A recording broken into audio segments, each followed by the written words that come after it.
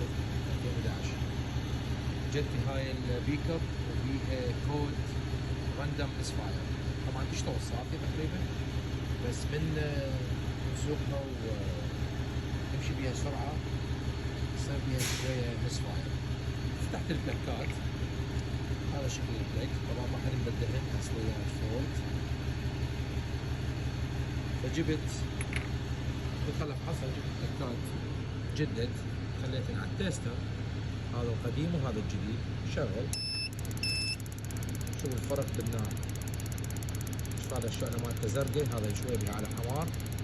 خل انطي بعد قوة اكثر.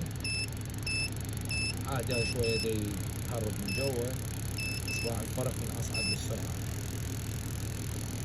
مع القوة. نعطي امبيرية عليه، في فول بالله شو يصير. شوف البلاك الجديد، شوف القديم. راح اشدهن نشوف شو راح يصير.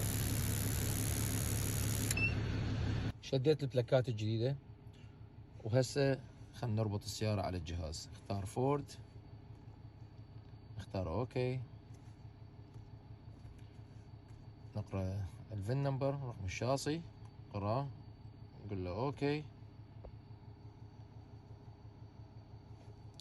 نقول له اوكي. هنا قاعد يسأل على يا نوع راديو بيها.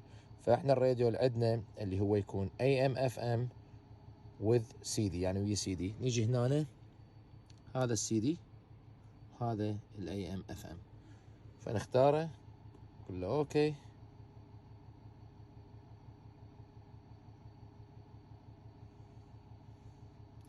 نقول له اوتو سكان، ونشغل السيارة. هسه اشتغلت. طبعا ماكو تشيك انجن. نجي هنا نقول له اقرا الكودات.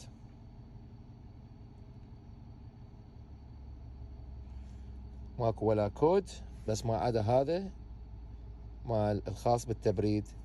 هسه راح نسويه. عندنا الاكتويتر مو زين.